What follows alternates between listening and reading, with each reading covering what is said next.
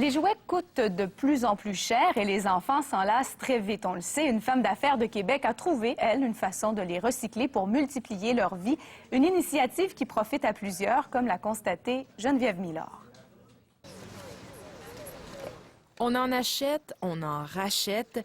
Les jouets coûtent une petite fortune et finissent souvent à la poubelle. Sauf ici, au paradis du jouet. Réno Jouet nettoie, répare, donne une nouvelle vie aux jouets donnés par les gens de la région. L'an passé, on a eu en tout et partout 65 tonnes de jouets. C'est l'équivalent de 22 camions. Fait que je pense qu'on consomme beaucoup. Juste dans la région de Québec, c'est 23 millions de jouets par année. Annie Asselin dit non au gaspillage, oui au recyclage. Son organisme vend les jouets remis à neuf ou presque, moins cher, parfois jusqu'à 50 %. Puis ça donne des bons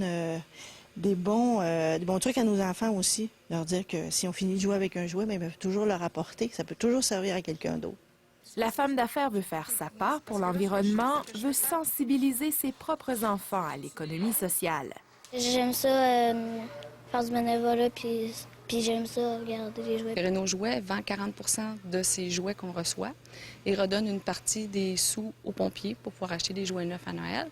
Et il y a 40 d'autres jouets qui sont redonnés à des organismes. Autre mission sociale de l'organisme, donner du travail à des personnes qui souffrent de déficiences intellectuelles.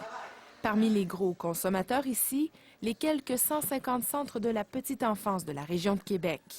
Au nombre de jouets qu'on achète à chaque année, bien, ça paraît là, dans notre budget. Puis, les sous qu'on va justement économiser, bien, on peut les investir là, dans d'autres domaines. Regarde nos enfants plus tard, là, si on continue, là, il va y avoir plus de... Les sites d'enfouissement vont déborder, il n'y aura plus de place, puis ils n'auront pas de qualité de vie.